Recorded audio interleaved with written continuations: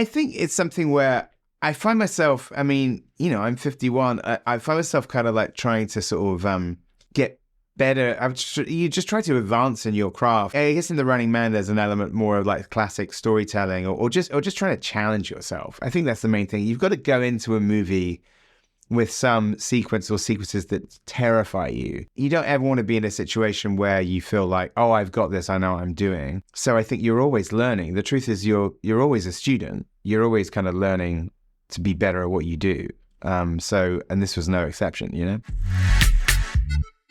Edgar, thank you so much for sharing your time with us today on the Movie Podcast. We are absolutely massive fans of your work, and The Running Man is such a banger, so we're so happy to have you here in Toronto. Oh, thank you. Seriously, yeah, we've been wanting to talk to you like forever. We've interacted a few times on socials. I think the big one that I remember talking about was Popstar, because we had, I think, a shared love of the movie Popstar, and just fantastic film. So thank you so much for sharing your time. And we wanted to start off with, we know like with Baby Driver, you had that opening scene in your head for years. So when you first read The Running Man, what moments in that book was in your mind and you were just like, I need to see this on a big screen one day? I think, because I had read the book when I was 14, and I'd read the book before I saw the 1987 version, because that was an 18 in the UK. So I didn't see it until like a couple of years later on VHS. And by that time, I'd already read the book. And if you know, like the novel and the previous film are like wildly, wildly different. So I think the scene, well, there are a couple of things. The three things I wanted to bring to the screen from the book was like who Ben Richards is, the fact he's an out-of-work dad and goes to the network building by choice, the fact that the gameplay is out in the world, like 30 days on a national, even global level. I hope you appreciate that he tries to get to Canada at one point. Yes, we did. we popped off at that moment. Yeah. Okay. We'll come back to that. We'll mention this tonight as well. And then thirdly was just that the entire thing is from Ben's perspective. That you don't cut away to other characters. You don't go back to the network building. You stay with Ben, so you're living vicariously through him.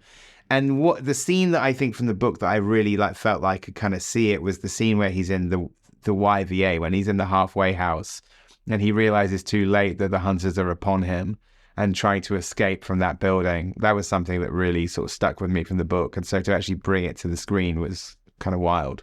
Glenn is absolutely fantastic in this movie, and the way he's really playing Ben Richards is awesome. But I was curious, in this world, how do you think Nicholas Angel would do? I think Nicholas Angel would probably be, of characters from my previous movies, probably be your best bet to make it through the game show. I think so, yeah. Just because he's pretty sort of like, he's pretty attuned to what's going on around him. Oh, yeah. He's hopping those fences for sure. Yes. Yeah.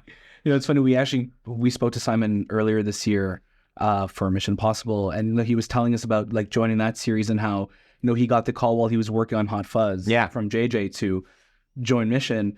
So just love to know, like, he'd actually specifically said in an interview before that, they said, are you going to go off to Hollywood? He goes, no, it's not like I'm going to go and do Mission Impossible 3.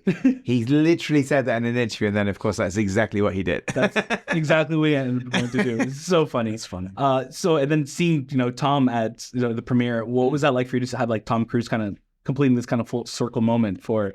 I mean, like Tom Cruise turning up to your premiere is pretty wild. But I got to say that aside from anything else, he's also just a big believer of the cinematic experience.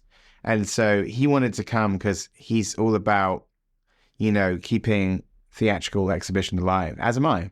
So I was really like moved by that, and just to have his support just in terms of, hey, this is a movie you should go and see on the big screen. For Tom Cruise to say that was amazing. And when you talk about cinematic experiences and keeping that alive, for you, what's been that favorite movie theater experience that you've had? You mean ever? Ever. Oh my God. I know.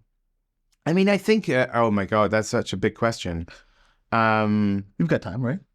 I mean, I think it's, there are films where when you see them multiple times at the cinema, that it's always like a borderline religious experience.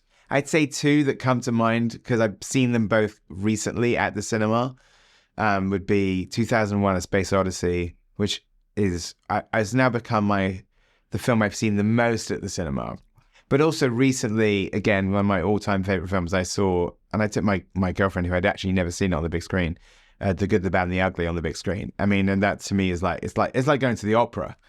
So that would be really up there as well. What between the two of those? Those are awesome. Those are great choices. Great choices. Yeah. Fantastic choices. One fantastic choice that I think you made in this film too is, bringing back Brampton's finest, Michael Cera. Yes. Born and raised in Brampton myself too. There you To go. see Michael back working together. What was it like working together again after all this time? I mean, he's the only actor in the movie that I had worked with before. When we did Scott Pilgrim, I guess came out 15 years ago, but shot it 16 years ago. So we shot it in 2009 in Toronto. He turned 21 on set when we made Scott Pilgrim, and now he's a father of two, and just reuniting with him. And actually, there's a lot of Pilgrim crew on the movie, including my co-writer, Michael Cera. It was amazing, I mean, I will say this as well, since we're in Canada, that I want people to look at. It's not even an Easter egg, but at one point he tries to go to Canada in the movie. What is he looking at just before he tries to go to Canada? Oh my gosh. Are you watching it again tonight? Yeah. Yeah. What's in it? What's he looking at in his hand, and what color is it? I'm blanking out. I can't remember. Oh my gosh. He's You looking. saw the movie, right? He's looking at his kid's sock, Yeah. Right, the red sock, yes. which is red and white. Ah. It gives him and then the next thing you see is the Canadian flag. Yeah. Thank you for keeping Canada alive in your Yes. film. Red and white. Yes. Oh my gosh. Yeah. I'm going to look out. Yeah, we'll have to Again now, for- yeah. Maybe if he'd been holding a Timbits, that would have made it more He's obvious. Tim Bit at Tim Hortons coffee cup. Right. Yeah. Just ring leaves More- the entire time. Yes. Yes. He sees a box of Timbits and goes, Canada. That's it. Why did they call them that? Yeah. No, but it's just like, it's just such big Scott Pilgrim fans, like to see that. It's so cool. And like, you're right. It's like 15 years. Like that's a theatrical moment. I'll never forget going to theaters to watch that film. So to be 15 years removed from that. So It was a very proud film to watch because it just felt like we were seeing like Canada doesn't get the highlight that it does, and you did such a fantastic job of that. Like it's like you and Guillermo del Toro who are just really like make Toronto as beautiful as they can and really bring it out. I feel like Scott Pilgrim is one of the few. I can't actually think of another studio movie that is set in Toronto as well as shot in Toronto. Is there another one? Neither can we. I mean, in terms, obviously it doubles for lots of other things. but it's never itself. I mean, in Canadian films, yes, but anyway. I mean, as a kid watching the Santa Claus, I'm like, oh, that's just Toronto and Oakville the whole time. Tim Allen driving around, but I think when I watched the Police Academy films as a kid, I was like, what city is this? Oh, this is Toronto. yeah, exactly. Made a movie there next. Yeah. Great. You've continuously had this amazing style in your filmmaking as well. How would you say it's continued to evolve from where you started and now to where you are? I think it's something where I find myself, I mean, I'm 51. I find myself kind of like trying to sort of get better. You just try to advance in your craft. And I think, I guess in The Running Man, there's an element more of like classic storytelling or just trying to challenge yourself. I think that's the main thing. You've got to go into a movie with some sequence or sequences that terrify you because they're so complicated. And this movie had so many like moving parts in it. But I think you don't ever want to be in a situation where you feel like, oh, I've got this, I know what I'm doing. So I think you're always learning. The truth is you're always a student. You're always kind of learning to be better at what you do. And this was no exception, What do you say like the most challenging part of like this film that you were like, oh, I'm really not comfortable with this, but I got to still try it? I think aside from the action, which is always complicated, I think just the ambition of the locations, because in the 1987 film, they maybe wisely keep it contained to like a subterranean arena. But in the book and in our film, the gameplay is everywhere. Like you could leave the building and just go wherever you want. So in that, in the movie, we're in Co-op City, New York, Boston, get out into Maine, sort of flying, like sort of like country roads, freeways. So in total, there was something like 165 locations between Glen's story and also all of the other TV shows that you see. You see adverts, you see clips from previous episodes, you see like a different game show called Speed the Wheel, you see a different reality show called The Americanas. We had to shoot all of that stuff as well. So that was the most ambitious part of it, by far. Speed the Wheel was fun. Yeah. And I know you mentioned like previously in interviews that, you won your first like video camera on like in a show. Do you still have that video camera? And do you like what films do you remember working on the very beginning? I do, but I think it's fully broken. I think it actually got broken. It got broken beyond all repair. Maybe like I don't know, 4 or 5 years after I got it.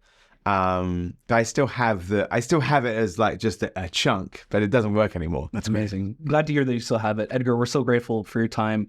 Again, congrats on this film. We just cannot wait to see what you go on to do. And I think just, perfect end for the Let's Boo Boo, Yeah, Thank you so Let's Boo Boo. Thank you very much. Nice to see you. Thank you. I see you guys tonight. Yes, we will. Well, you have to point out everybody to look out for the Canadian colours. Look out for the sock. Yes, yes.